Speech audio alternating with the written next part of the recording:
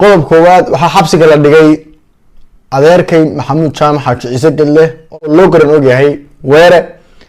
sidoo kale caaqilkeyga caaqil maxamed cabdulaahi jaamac.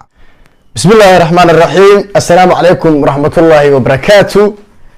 soo dhawaada saaxiibayaal meel kasta joogtaan, waa cabaas madani. muuqaalkan sii sheer garaya insha allahu tacaala. dhowr qodob ayaan caawa dul istaagi doonaa insha allahu tacaala. qodob koowaad waxaa xabsiga la dhigay adeerkay maxamuud jaamac xaaji ciise gedle oo loo garan ogyahay weere, sidoo kale caaqilkeyga caaqil maxamed cabdulaahi jaamac. waxaan dul istaagi doonaa insha allahu tacaala shabakad cusub oo sirdoon ah oo markaasi la yegyeelay shalay, xubnaha loo magacaabay hogaamintooda, qorshooyinka ka shaqeyn doonaa insha allahu tacaala waa dul istaagi doonaa. qodobkayga saddexaad, mid kamid a sirdoonakii aanu gacanta ku dhignay maleeshiyaadka argagixisada jabhadda SNM u shaqeyn jiray, laas aroonda ku joogi jiray abtibaan leeyahay fulaan ee aanu soo bandhignay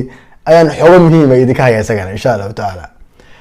qodobkay ugu dambeeya haddii rabbi idmo insha allahu tacaala, hadallo dacayado meelaha la isku dayo runtii la faafiyo ayaan iyadana bal qodobeyn aanu ka odhan doona insha allahu tacaala. soo dhawaada meel dheer ka tuura muuqaalka. waxaa xabsiga la dhigay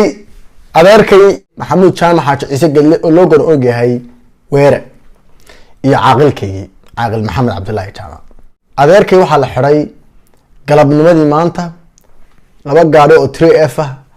ayaa qabtay, waxaana la geeyey saldhigga dhexe laas caanood. caaqilkana waxaa la xiday isagoo gurigiisa ku socda ayaa laba gaadhi oo 3F ah ay gurigiisa u galeen, halkaasna ay ka qabteen. caaqilku saacado kooba buuxunaa waa la sii daayay isaga, waxaana damiintay qeybo kamid a cuqaasha, isagoo hadda waa banaanku jooga, laakiin weli waxaa xabsiga ku jira maxamuud jaamac adeerkay weere. arrintani waxay ka dambeysay kadib markii aanu u joojin weynay cadowga iyo maleeshiyaadka argagixisada jabhadda SNM, halgankayga hawshiina aanu sii wadnay. xogo badan oo bulshada ka qorsanana banaanka keenay. waxay ogaadeen inaan xog badan helay,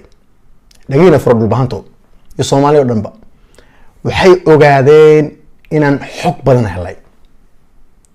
oo aanu gudaha u galay sirdoonkoodii. dhaqaale adeegsada, xeeladka aan adeegsado ma raba inaan taas aan hoos ugu dago, laakiin markay ogaadeen inaan xog badan helay oo aanu baahinay ayay kaliftay in waxaa neef gowracni geed kama waabtee inay isku dayaan inay faamilkayga cabsi geliyaan. adeerkay maxamuud jaamac wuxuu kamid ahaa dadkii la khasbay ee lagu yiri tvda ka hadal. aad bana arrintaa uga xumaa inuu ay tvda ka hadlaan, waxaana qabaa haddaanay tvda ka hadlin inaan waxa weye maanta lagu dhiiradeen in xabsiga la geliyo. laakiin xabsiga nin ragaa loo sameeyey, weliba kalaas anuga yarya madheerageeya dheh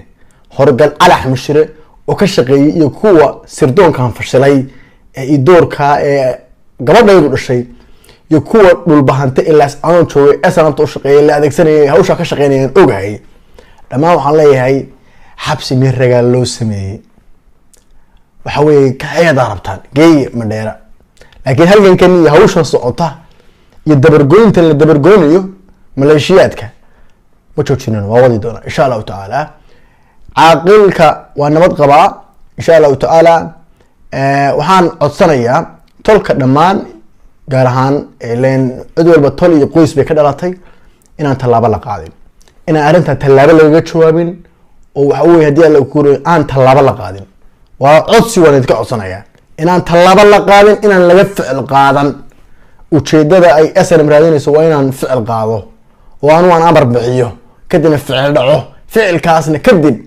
waxa weye haddii alla kuurayahay ay dadka deegaanka ay ka faa'iidaystaan maleeshiyaadka argagixisada jabhadda SNM, taasoo ah xukun oo kala qaybi. taas waa maskaxdan iyo madaxani caqli ilaahay iyo cilmigu ilaahay u dhiibay. waa ka digtoonana, wax kastoona soo gaara waa samarana. laakiin waxaa jirta maalin la xisaabin doono kuwa dabagoodhiga ee lagu shaqaysanayo. maalin baa imaan doonta la xisaabin doono insha allahu tacaala. qof walba wuxuu shaqaystay lagu xisaabi doono. waxaan codsanayaa tolka inaan tallaabo la qaadin oo haddii alla kuurayahay cagta loo dhigo insha allahu tacaala. guushuna mar walba inaga dhankeena ayay raaci doontaa oo aan la rumayn hadafka idoor iyo jabhadda SNM. waxaan kaloo rabaa inaan fariin diro ninka lagu shaqaysanayay ee hadda officialka ee banaanka usoo baxay kuwa daaha dabadiisa sirdoonka hawsha ka shaqeynaya iyaga markaan iyaga xaaladoodu hay dambayso laakiin ninka soo fadabaxay ee officialka ee aan cilmi iyo aqli toona aan lahayn sida waxa way qof miina ku xiranta raba inuu isqarxiyo horgal cadax mashire warda qoys buu ka dhashay reer dooble la yiraahdo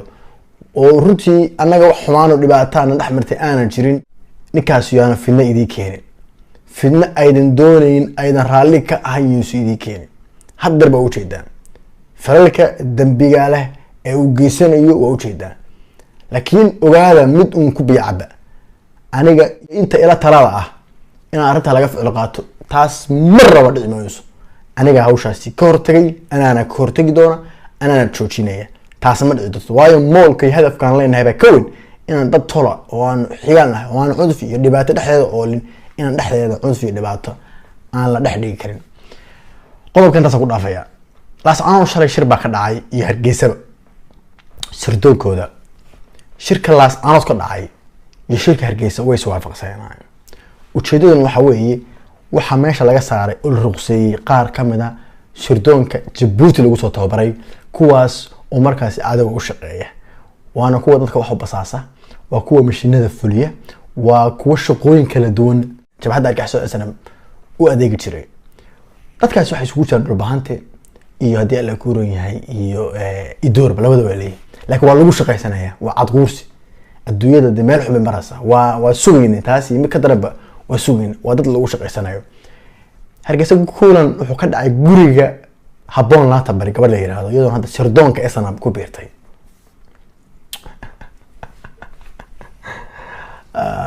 oo Cabdiraxmaan joogay oo kulli sirdoonkooda ay dhawaan joogaan laas aanoo kulan bay ku yeeshan waa shalay galabnimadii kulan is waafaqsanaa oo isku mid ahaayo waxaa la keenay sirdoon cusub waxaan rabaa inaan idin sheego kalaas aanoo wuxuu ku saabsanaa Hargeysa wuxuu ku saabsanaa kalaas aanoo wuxuu ku saabsanaa waxaa la keenayay oo la qoray sirdoon cusub baa la qoray sirdoonkaasi tiradooda iyo magacyadooda liiskooda waa haynaa laakiin ma raba inaan baahiyo sababtoo ah haddaan baahiyo khatar bay ku sugayaan khatar bay gelayaan nafsadooda ay khatar u gelayaan waa dad la khalday weeye waxaan isku dayayaa marka koowaad inay toobad keenaan sida waxaa jira kuwo badan oo ka baxay oo xitaa magaaladii ka cararay oo toobad keenay baa jira marka waxaan rabaa nin odayaan ahay maskax leh baan ahay waxaan rabaa fikir baan rabaa inaan cirib tiro waxaan rabaa inaan tuso inaan laas aanood aan magaalada ku dhashay ay tahay inaan xogtooda aan heli og ahay inaan sirtooda dhan ahayo digriin wali kuwaas way cusub yihiin kuwa laas aanood shalay la geeyay ee lala shiray ee la qoray ee sirdoonka way maqlay way daawan doonaan waxa arintaas sirdoonkaasi madax looga dhigay gabadh dhulbahantaha oo horgalad waliba deegaanka laas aanood si weyn looga yaqaan waliba baraha bulshadana si weyn looga yaqaan waliba aniguna aan si personal isu naqaano aad baan u nahay aad baan u quustay aad baan waxa weeye hadii la yaab ama kaag u noqotay gabadhaas wayna maqaysaa waxa leeyahay maandooy waa kula soconaa adiga shabakada madaxda lagaga dhigay sirdoonka iyo jaajusnimada dadkaaga waan hayaa haddeerba waad maqlaysaa oo waad isgaranaysaa way daawanaysaa ka bax hawshaas ka bax kuwa kula socday kula jira liiskana waa arinta xogtooda iyo warkooda waan hayaa iyagana sidaas oo kale leeyahay iskaga bax haddii aanay ka bixin si dadban baan ula xiriiranaa haddii ay ka bixi waayaan ballan waxa igu ah ballan inaan sawiradiina iyo magacyadiina oo saddexan inaan public soo dhigo qodobkaas intaas ku dhaafayaan shirka Hargeysa ka dhacay ee guriga habboon ka dhacay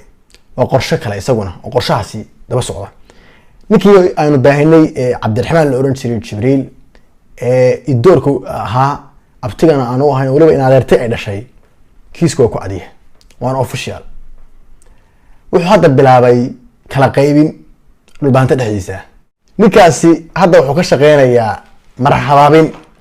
iyo in uu dhulbaantaha dhexdiisa uu kala qaybiyo kiiska ku cadiya waana shabakada ugu weyn laas aanood waxaan la soconaa facebookiisa waxaan la soconaa whatsappkiisa waxaan la soconaa dhammaan dhaqdhaqaaqiisa oo dhan baa la soconaa tallaabo kasta oo uu qaadayo waa la soconaa waxa uu community-ga Facebook loogu qoray isagoo markaasi soo dhigay jifooyin dhulbahanto sharaf leh isagoo carabaabi oo leh kuwana xun iyo kuwana wanaagsan oo kuwana amaanay kuwana si u dhaliilayo uu abtiyaashiisa ayaa waxa community-ga loogu qoray gabadh nin la yiraahdo Maxamed Muuse ugu qoray habar wadaag haddii laas canood koonfurteedii ka guurtay ha u guurin waqooyiga buuhooda noogu kaalay halkaas baa si fiican lagu soo dhaweynayaa inanka la dhalay iyo kan xididka ahba isaguna dhulbahantin yaa filaya baa qoray wuxuu qoray waa Cabdiraxmaan Jibriil Xasan habar wadaag god abeeso jiiftay bay noqotay koonfurtii hawd oo dhan sas baan ka qabaa reer nugaaleedkan aan iska naqaan ee igu imo abtiyaashiisa shalay committee ku qorayay la waa filan baad wax ka sheegaya oo leeyahay god abeesa waxa weey hadii jiifto godkiisaan ugu dhacnay Cabdiraxmaan waa kula socdaanu adiga iyo kuwa kula shaqeeya ee sirdoonka xogtooda waa haynaa الحقيقة waxay ka shaqeynayaan qorshe in Cabdiraxmaan laas cunad lagu celiyo maadaama uu kaga soo baxay oo odayaal beeshan ka dhashay especially jifida ay ka dhalatay in adeertay oo hooyadii in TV-ga la soo istaajiyo leer hal galan bixi si uu shaqadu asana u hayay oo dib ugu laabto hada fiiriyo qorshahaas waa qorshe official oo aan doonayo bulshadu inay ogaato waa ka hordeganaa haddana bal la maqlo Cabdiraxmaan ama afar oday lacag siiya oo tolkeeya ama hasiinina xogtina oo haynaa inaad sirdoon tahay inaad cadawga u shaqaysid inaad abtiyaasha laysay waliba 5% ayaan soo bandhigay 95 kale waqti dhow waan wali maalin badan ahayn daanka rogi doona qodobkaasna intaas ku dhaafaya waxa rabaa inaan xaqiijiyo sidoo kale hadda la isku dayo in dacayada la fidiyo dacayadahaas waxa weeye waa waxaan maankiina aan laga gadi karin waa waxaan waxa weeye calooshiina aydan gelin karin taas maxay tahay in dad aan isku qoysnahay oo waliba ehelnahay intii xabsida la ascaanood lagu xidho markhaatiyaal been abuur loo sameeyay la yiraahdo kala ascaanood ayaa kullu leeyihiin Abaas ma lacagta bixiya hadda dhagaa fura dilalkii 2009 bilowday ee suxufi u horeeyay ee Cabdullaahi Maxamed Aflahaar u dambeeyay dilalka laas aan ka dhac Abaas Salmaan dheere ba ka dambeeyay lacag ku bixiya waxay sameeyeen Facebook feega ayaa lagu daabacay qoraaladaas waxa sameeyeen waa idoor weey magacyo dhulbahantay ay sameysteen locationada laas aanad ku qorteen sawirada dhulbahantaa horgala saarteen iska dhigay dhulbahantay yaa lagu kodsoomin arintaas Abaas dilalku waa ka weeyeen 10 sano ka hor arrinaan wali ka hadlay marabana caawiyay xaqiijiyo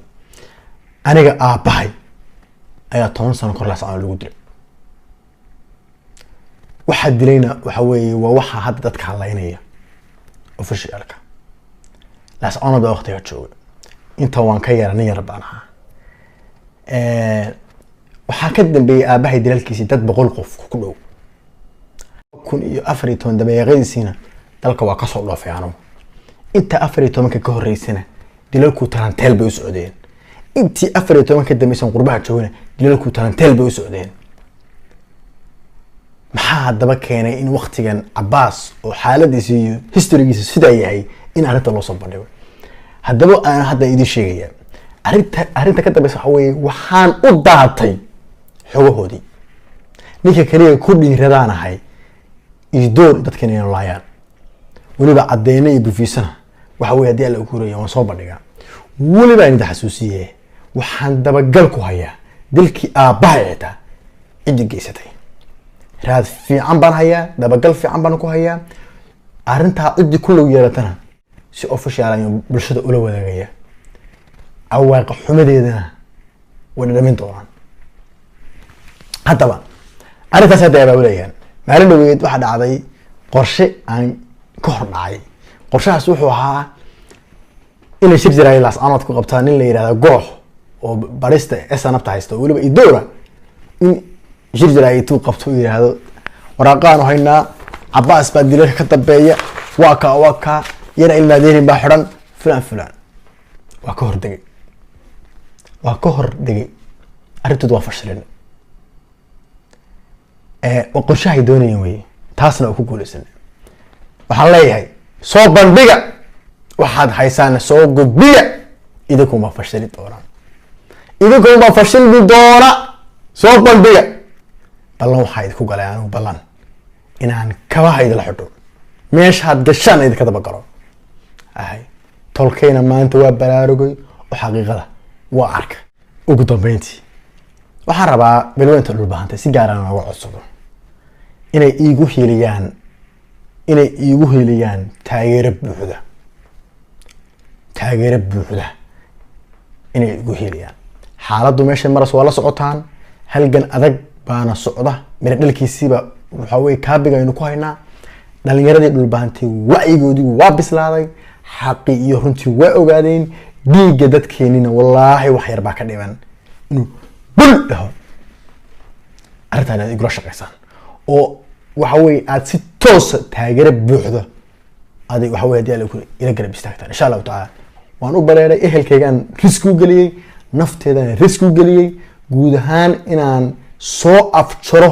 daminahaas laynoo abaabulayay 12 sano ugu dambeeyay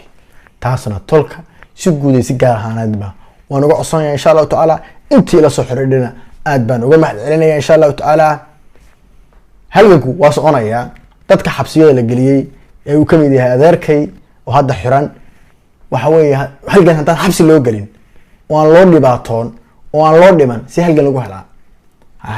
waa halganku mira dhalkiisa weera markuu soo baxo inuu tuutaha xidho adeerkay